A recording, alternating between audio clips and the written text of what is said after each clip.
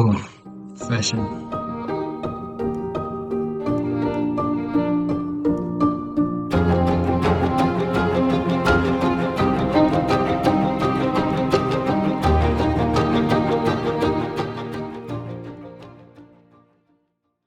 In 2025, the age of premium fashion brands has drastically taken over the market as the aesthetic aspiration, curating moments far beyond the product itself, and most miss the deeper meaning of what truly makes a premium brand so special.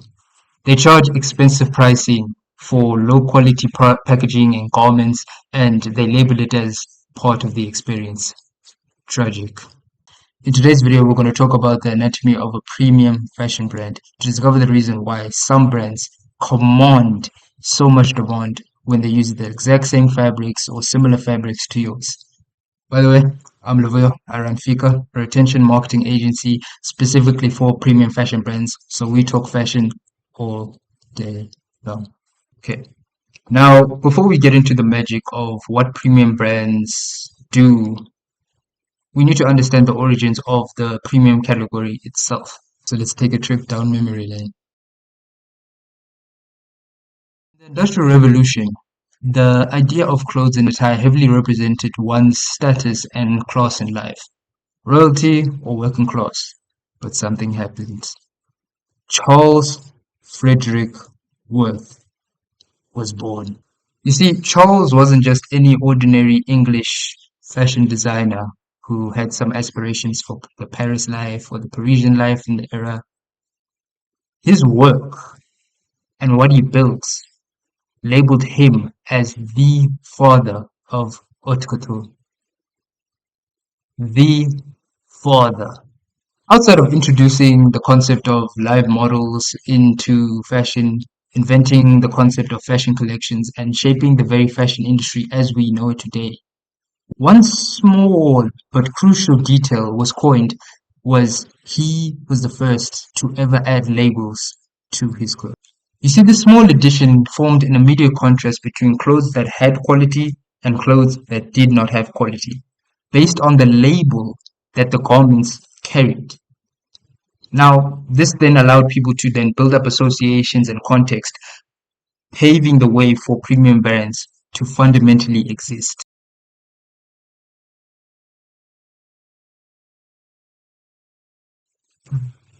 Back to the present.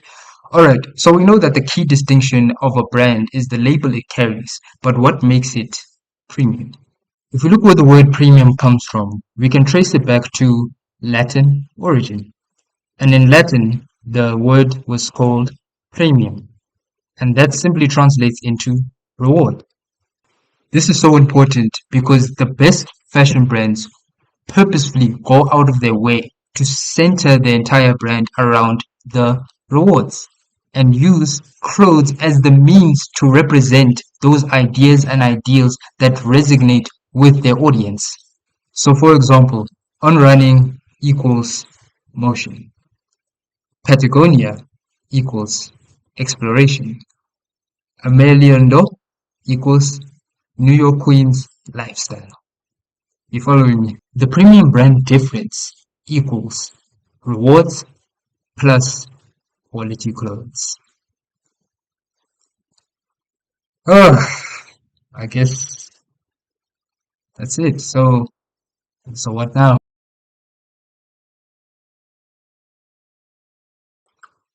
Alright, let me put my earphone back in. Alright, so we've all heard the generic advice of just post on social media. 1,000 posts later, barely breaking even. Then a new brand all of a sudden just shows up on the scene, makes 100 posts, clears $100,000 in less than 6 months. Then you're wondering to yourself, where did everything go wrong? Why is this happening? Maybe my brand is not as good as I thought it was. Or maybe the customers, the market is just, slow and so on and so forth. The market is not slow, but you're just trying to cope and create yourself a scenario to cope with yourself. And you're just going on and on and on. And it's just messing up your mental and you don't know whether you two okay. Comedy aside, your audience's attention is split into multiple facets of life, just like anybody else. And with the options of, I guess, the emerging options of just premium fashion brands, that, just come onto the scene and claim this luxury and that luxury and so on and so forth. It does saturate your brand's presence. But the way to distinguish yourself in such a crowded marketplace is a simple task, but it's not easy. So let me introduce you to the controlled narrative.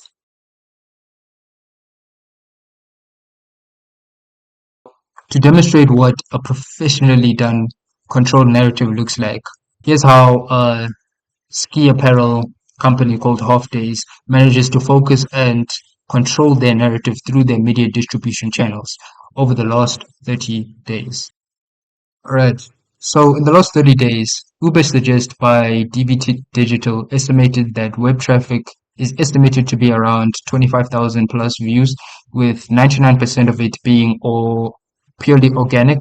So they barely run paid ads, but they still manage to generate enough traffic to the site and to their pages for conversion to occur.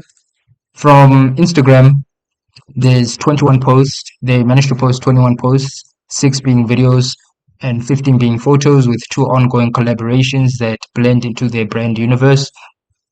The next point is they have eight in-person events that they scheduled and planned to interact with their audience. Next point is they have an active Slack channel with over 3,000 plus members.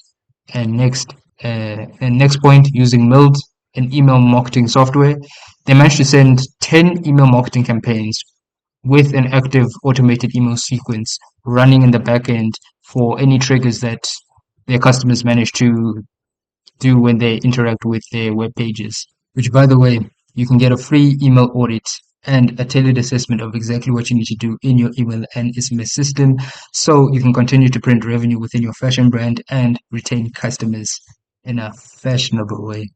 So, schedule link down below.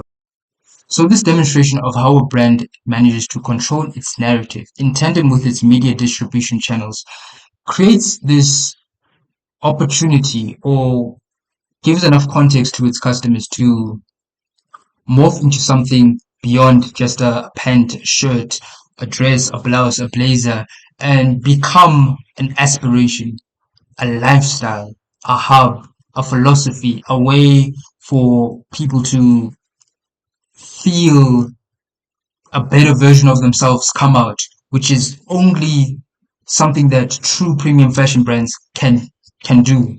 And in regards to revenue, Zoom Info estimates that Half Day is currently sitting along the lines of a $5.3 million revenue attribution. Now, it didn't specify if it was annual recurring revenue or monthly recurring revenue. I assume that it's probably going to be annual recurring revenue, as estimates lost, as sources do say from last year that they managed to attribute an eight-figure return. So, yeah, ballpark, they'll make more than five. I bet they'll make more than 5.3 million this year. So, in summary, having total control of their narrative of how, when, and where they want their message to resonate with their audience, this leads to creating such quality interactions where it forms and shapes such an unparalleled value that only true premium fashion brands can truly command. And with that, that's all I got for you now. We discovered the anatomy of what truly makes a fashion brand premium, and we demonstrated that premium fashion brands manage to focus on the rewards, quality clothes, and just controlling their narrative, intended with their media distribution channels of where they want to be with their audience and where they want to meet them, essentially, whether it's in person, whether it's online, whether it's through email, whether it's in store, so on and so forth. So yeah, if you're still with me, thank you so much for watching.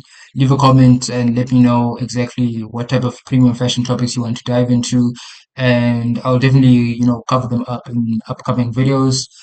But until then, take care of yourself.